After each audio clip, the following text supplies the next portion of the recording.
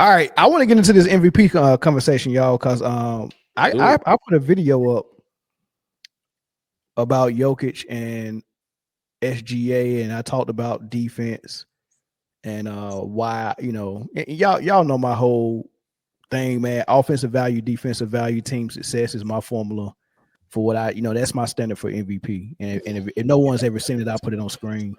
That's my standard. Like I made this years ago. This has nothing to do with who's competing for MVP this season.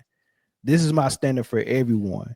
And the closest person that fits this or who fits it more is more qualified for the award, in my opinion, right? So I don't pick a player that I like based on what they do and then start talking around what helps them make be a better candidate for MVP. It's just about how close to this standard do you get. That's my whole thing, right? So defense is big to me, right? Some people want to ignore it and all that stuff, man. But I'm going to play for you something that came from Brian Scalabrini. This is a guy who played under Coach Tibbs in Boston. You know, that team was historically good defensively. Everyone had to defend on that team, man. And this dude said that he think it's an embarrassment that players that aren't two-way players are considered great players, MVPs, or for any award. Like he said, it's just embarrassing. I mean, listen to how he talked about it. So you have this team on offense that's keeping guys in rotation by moving it, like you said, decision-making, and then defensively, they guard him man-to-man. They're not doing that. Zone. Hey, man, where's my help? They don't do that. You got to guard your – now, do they give a little bit of help here and there? You got to. It's mostly we're going to come together, we're going to switch, but in general, when you got the guy, you got to stick him. You can't get beat off the dribble. But things I don't like about the NBA is when we anoint teams and players that aren't two-way players. So I like two-way players. And I think a lot of that has to do with, so my career was, Jersey, Celtics, Bulls. And the best player was Kidd, Rose. You guys took so much pride defensively. So I just know the league like that. I don't like it when guys don't take pride on that side of the ball. I think it's kind of embarrassing to anoint people stars, superstars, or guys that can. We say they're future MVPs and they ain't playing both sides of the ball. And I don't think that we talk about that enough. We don't. When we talk about MVP and stuff like that, we only talk about offense. We don't talk about the defensive side. So that's the only thing I don't like about the NBA now. But I do love the pace, the space, the spacing. I do like the beautiful game that it is. I just don't like when we anoint stars without defense. So here's the thing, man. With that being said, and what you already have in your head about what you think, should defense be just as equal part of the conversation when it comes to awards and especially MVP? Should it be part of the conversation, or is it just something that's just it's not that important? You win games of playing defense. I don't understand. Like, you have to play both sides of the basketball in order to be effective in the game. If not, just take the defense off. Just don't play it at all. Just have open contests of who could shoot the ball better. It doesn't make sense to me. It doesn't make sense. When did we start saying defense doesn't matter? And to me, defense is more about effort than anything. It's correct. It is purely effort and hustle mentality. It is the will to want to say, nah, you know what? You're not about to get past me. You're gonna have to really show something in order to get past. It's frustrating because I'm trying to figure out, when did people say forget defense? Luka doesn't have to play defense to be the best player in the world. Jokic doesn't have to play defense to be the best player. It just, I don't know. And that's exactly how they say it too, Britne. They really be like, what? And they will bring up Steph, Magic Johnson, Larry Bird. They love bringing them three guys up.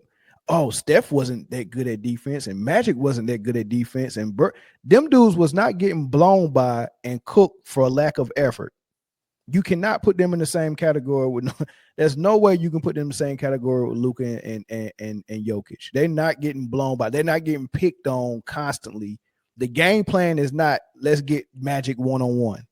That wasn't the game plan. The only reason the game plan was that for Steph was in the finals when Ty Lue and Cleveland Cavs. That was their offense, 1-on-1 ISO ball between Kyrie and LeBron, and we're going to screen whoever's Steph is guarding, come set the screen, get a switch, and now he got to defend either Kyrie or LeBron for 4 quarters, and then try to get you 30 at the same time on the other end. That was a heck of a game plan. It worked, right? So when we seen them doing it to Steph, that's when he got the reputation of not being a good defender. But it wasn't that he wasn't a good defender. It was that he was the worst one in that starting lineup of Iggy, Harrison Barnes, Draymond, and whoever else was on it, and Clay. Like, he was the worst one. That was the one they picked on. He's not a bad defender. He's not a bad effort defender. He puts in the effort. He puts in the time. He's hustling. All of that stuff, right? I don't see that from Luka and Jokic, and Magic and Bird was effort guys as well. So they're wrong with that, man. But I don't know. That's my thoughts on it, though, man. Yeah, like he just said, it's a beautiful game. That's just they don't play defense. So the object of the game is on one end, you try to score the ball. On the other end, in order to win the game, you have to prevent the other team from scoring the ball. That's the problem that I have. Whenever the term two-way got introduced is when things got kind of crazy. It's not like NFL where you have specialty guys who are on offense who play offense. Yeah, specialty guys on defense who play defense. Those are two entirely different units. Basketball, you're out there to play both sides of the ball for 48 minutes, right? You have your job description is to be a two-way player. So labeling somebody a two-way player is leaving the door open for somebody to be a one-way player. That's a problem to me because you can't. It's not like, and then teams know it, and you see it if somebody is bad on defense and it's a clutch time situation, they're blowing timeouts to get that person out when they're going on defense and bring a defensive guy in. But if you're the best player, shouldn't you be out there guarding the other team's best player in a clutch moment? But you can't because you can't play defense. You're a liability. That is not winning basketball. That is not MVP basketball. SGA is MVP basketball. SGA is going to give you 30 and make sure you barely score 15. Yeah. Chris, I'm just going to ask you a question, and it'll all make sense in a second, I promise you. Britne, I'm going to ask you the same question too. Let's say you hungry. You driving down the street and you hungry. And you like, oh, there's a Subway. You know what I'm saying? You go to Subway and you order a sandwich. You ordering a 6-inch or a foot long? I don't want neither one. I don't want neither one of them, homie. For real, just answer the question. It's a damn sandwich. That's what it is. I'm going to get a large sub. You're gonna get a goddamn foot long. That's what you're gonna get. Anyway, I don't want half a sandwich. Just like I don't want to see somebody go out there and play half basketball. That's what it is. It's half a game of basketball. Mm-hmm. And I'm just chilling on defense. Like, how is that MVP caliber basketball? How is it?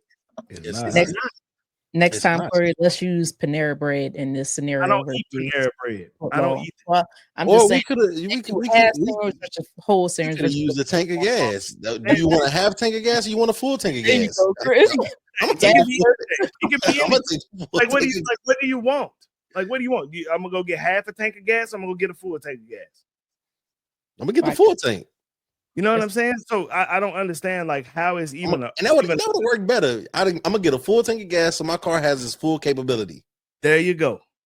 Like half a tank, I'm limited. I can only go here. I can only do this. I only got so much time on the road. Full tank, I got the full range of my capabilities in the car. I don't even understand how it's a discussion. I don't know where you got Subway from. Why that? No matter, Chris. It don't matter what it is, man. I'm being serious. Like, no, I got you. Like, no, I got you. And it makes perfect sense. Bro, I'm a Maverick fan, and the whole city is in this whole disarray about Luka leaving. And I'm like, why are y'all in the disarray?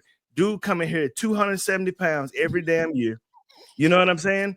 He have to take 10, 12 games off to get down to 250 so he can play. You know what I'm saying? He don't play no damn defense. And he did it consistently every single damn year. If you went to work and did that shit, you get fired too. All right, Corey, I got the soundbite, Corey. My bad. Hell yeah, they still crying. Dirk got in the way, Tribe, whatever your name is. My bad if I mispronounce your name. He got in the way. He at least gave an effort. Luka don't even give no damn effort. Did you watch the NBA Finals? He ain't even getting the way. Cone drills. He didn't even get in the damn way. He did that shit with the Lakers the other night too, just standing there like this. People just blowing by. Like it's crazy. And then you talk about, he's the best player in the league. Get out of here. Corey going off. All right,